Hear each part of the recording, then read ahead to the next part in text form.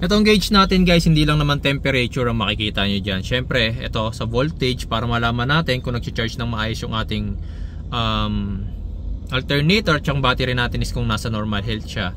Syempre, meron din dyan speedometer. Makikita ninyo yung nasa gitna na yan. Kilometers per hour. Meron din tayong RPM of course. Tapos ito, temperature na naman to. Ito, temperature din. Voltage, pero pwede nyo yung bagu-baguhin. Makikita nyo rito meron ding digital RPM gauge dyan. Tapos engine load, oil temperature. Okay, langis ng makina yan. Tapos outside temperature. Kung supported din ng sasakyan ninyo yung oil transmission fluid temperature. Ito kasing sa Everest namin hindi supported kaya wala kayo nakikita dyan. Tapos yun nga, sabi ko sa inyo, pwede nyo baguhin. Ayan. Okay. Alam ko pwede niya maging Tapos ito nga pala, nagagamit din to para mag-check kung merong problem in yung sasakyan. Ito pwede nyo nga siyang monitor sa turbo, direction, may brake test pa. Ayan, so wala tayong problem, okay? Ito, kung gusto nyo lang naman magkabit, pero para sa akin ako kasi, mahalaga para sa akin na monitor ko rin yung temperature ng sasakyan. Hindi lang temperature, mahalaga sa akin na nakikita ko na na digital lahat. Mas preferred ko talaga na digital. Kumbaga nakikita ko kung ilang temperature na nung langis, nung coolant, RPM ko. Kasi yun din yung naging basis ko pagka nagkakaroon ako ng problema sa car. Kapag hindi nagno-normalize yung kanyang RPM, yung voltage niya, pagka pakiramdam ko parang hindi nag-charge yung battery or palitin na yung battery ko, makikita ko rin naman dyan yun. Okay, so sa mga nagtatanong saan ko nabili yan, ilalagay ko na lang yung product link sa video description tsaka sa pin comments. Tapos magtatanong din paano ikabit sa sasakyan natin yan, gagawa na lang ako ng video. Actually napakadali lang yan guys, sinasaksak lang yan sa OBD port ng ating sasakyan. Pag turn on nyo na sasakyan, magre-read na yan. Pag turn off nyo, mamamatay din naman yan. Okay, so hindi naman yan nagko-consume ng sobrang battery power natin. Okay, hindi yan nakaka-drain ng battery. Guys, tignan nyo itong bago kong install na heads up display dito sa aking Ford Everest. Digital heads up display yan. So ginagamit ko to para mas madali kong ma-monitor, especially yung temperature ng aking sasakyan. Coolant temperature, may oil temperature na rin yan. At syempre, para ma-monitor ko kung nag-charge ba ng maayos yung ating battery at alternator. Mga magtatanong paano install yan dito sa ating sasakyan. Hindi lang sa Ford Everest, sa kahit anong sasakyan guys, pwede yan basta meron kayong OBD port.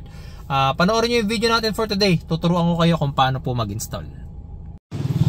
Bago natin simulan yung tutorial guys, sa mga magtatanong saan makakabili nitong digital HUD na to or heads up display, ilalagay ko yung product link sa video description tsaka sa pin comments para click nyo na lang po kung gusto nyo pong bumili.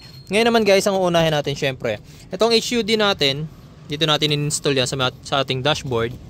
Yan. So ang pinaka-importanting bagay dito syempre yung pagpapagapang ng wire. So ito yung may itsura ng kanyang cable. Ito yung ating saksakan sa OBD port. So ang kailangan muna natin gawin, ito yung ating OBD port. Ayan. Okay, so manggagaling dito, gagapang dito. Okay, so ang kailangan natin gawin, tanggalin natin itong weather strip. Ayan. So dito natin siya ilulusot hanggang dun. Kailangan mapalusot natin dito. Okay, so gagawa lang ako ng paraan para mailusot ko siya. So ito medyo mahirap iakyat doon, palusutin, kasi kailangan guys, itong wire na to papalusot natin mula rito lalabas dito. So kahit na itulak nyo ng itulak ang wire, since malambot yan, makikita nyo dito palang bumabuloktot na siya, diba? So kumuha kayo anything, kahit stick, ting-ting, alambre, tapos itali nyo yan. Kailangan lang meron kayo medyo matigas-tigas na panta na gagamitin. Kagaya nito. Sikip dapat. Yan. Tapos, ilulusot nyo ngayon yung wire dito sa ilalim.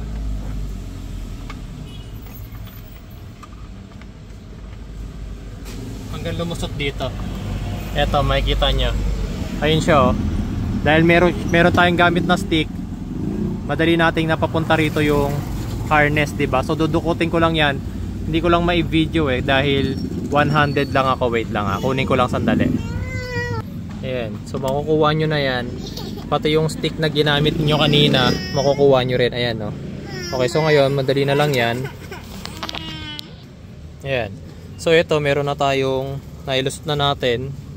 Tapos kunin nyo ngayon yung gadget nyo. Itong ating HUD. Saksak nyo na para matansya ninyo kung gaano kahabang wire ngayon yung kailangan nyo lang na nakalabas. So ganyan yung magiging setup nya dito. Ayan. So ito, since manipis naman yan, pwede nyo na yung maipit dyan. Ayan, o. Naiipit lang yan dyan. Okay. Yan, pwede nyo siyang isiksik dyan. Yan. Tapos ito ngayon, since mahaba, ito ngayon yung sasaksak natin sa OBD port. Yan. Saksak nyo lang. Tapos yung excess, talian nyo na lang kahit cable tie. Okay? Pagkasaksak nyo, makikita ninyo nag-turn on na yung ating HUD. Kahit naka-turn off pa yung ating makina. So pag tinurn on natin yan or in-start, syempre dun pa lang magkakaroon ng reading. Yan, start natin. Okay? So ganun lang kadaling mag-install niyan, guys. Hindi nyo kailangan ng professional installer kasi nga plug and play naman yan. Isinasaksak lang sa OBD port. Kailangan na lang, syempre itong ating weather strip na tinanggal, ibabalik ninyo. Yan. Yan. Okay, so ibabalik lang natin tong weather strip. Ganyan lang yung magiging labas niyan. Ito isiksik nyo lang ng maayos hanggang sa wala na masyadong nakikita. Tapos ito, tatalian ko na lang to ng cable tie. Tapos ayos na. Okay, so ganun lang kasimple, guys, mag-install ng heads up display. So meron nga pala, ito para hindi to galaw ng galaw, meron ako rito ano, double adhesive. So didikit ko na lang din yan. Gumamit na lang din kayo ng double adhesive. Pero ako mapapayo ko, wag na yung sobrang dikit. Wag na yung mga 3M. Ito yung gagamitin ko dyan para hindi na masyado madikit. Para in case na gusto nyo nang tanggalin, eh mas madaling tanggalin to. Importante lang naman hindi siya galaw ng galaw. Kasi pag hindi to nakadikit, syempre gagalaw ng gagalaw yan sa biyahe ninyo. Okay? Magiging labas nyan. Ito isiksik nyo lang ng maayos hanggang sa wala na masyadong nakikita. Tapos ito, tatalian ko na lang to ng cable tie. Tapos ayos na. Okay, so ganun lang kasimple, guys, mag-install ng heads up display. So meron nga pala, ito para hindi to galaw ng galaw, meron ako rito ano, double adhesive. So didikit ko na lang din yan. Gumamit na lang din kayo ng double adhesive. Pero ako mapapayo ko, wag na yung sobrang dikit. Wag na yung mga 3M. Ito yung gagamitin ko dyan para hindi na masyado madikit. Para in case na gusto nyo nang tanggalin, eh mas madaling tanggalin to. Importante lang naman hindi siya galaw ng galaw. Kasi pag hindi to nakadikit, syempre gagalaw ng gagalaw yan sa biyahe ninyo. Okay?